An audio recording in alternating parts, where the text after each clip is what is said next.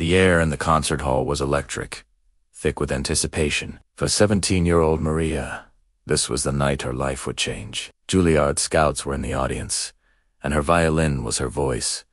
Her ticket to a dream she'd chased since she was 5. She smoothed down her velvet dress, took a deep breath, and walked to the backstage table where she'd left her instrument. But the case was open, and it was empty. Panic, cold and sharp, seized her. The violin, a priceless 18th century Guarneri, passed down through her family, was gone. Her teacher rushed over, his face pale.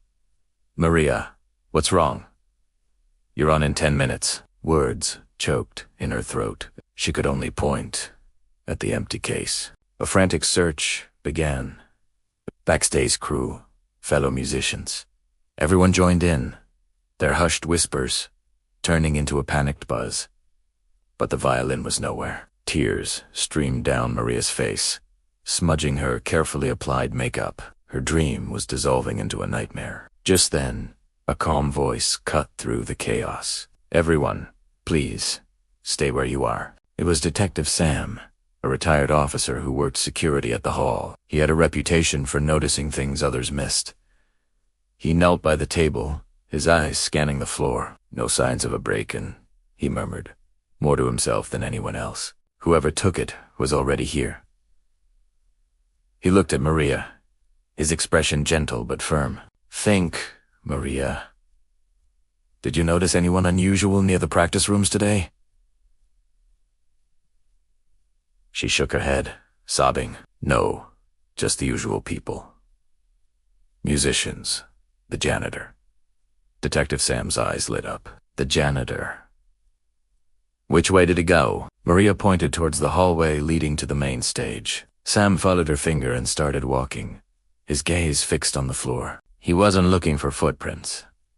He was looking for something much smaller. There, shimmering faintly under the dim backstage lights, was a delicate, almost invisible trail of white powder. Rosin dust. The fine powder violinists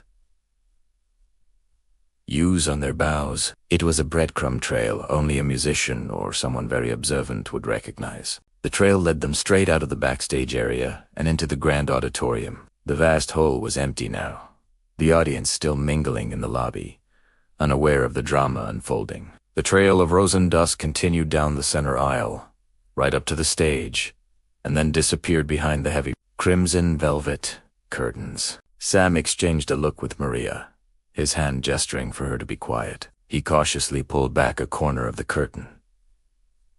And there he was. Old Mr. Henderson, the janitor, was on his knees, meticulously polishing the ornate wooden violin stand in the center of the stage. He hummed a cheerful tune, completely absorbed in his work, and next to him, hanging safely on a secure wall hook that was usually hidden by the curtains, was the Guarneri violin. It gleamed under the single spotlight Mr. Henderson had turned on for his task. Relief washed over Maria so intensely her knees felt weak. Detective Sam stepped forward. "Mr. Henderson." The old janitor looked up, startled. He saw Maria, her face a mess of tears and relief, and his own face fell in concern. "Oh, my dear. What's wrong? Is it time already?" He scrambled to his feet. "I'm so sorry. I saw your violin sitting right on the edge of that wobbly table backstage. With everyone rushing around, I was so worried someone would knock it over. A masterpiece like that, I just couldn't bear the thought. So I brought it out here and hung it up securely while I gave the stand a proper polish for you. I wanted everything to be perfect for your big night."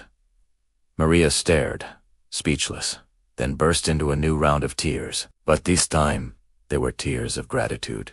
She ran and hugged the startled janitor tightly. Detective Sam smiled. Sometimes, the greatest mysteries aren't born from malice, but from an abundance of care. That night, Maria played her heart out, the music soaring through the hall, a beautiful melody of relief, gratitude, and a dream that was very much alive. Don't forget to like and subscribe for more amazing stories. Thanks for watching.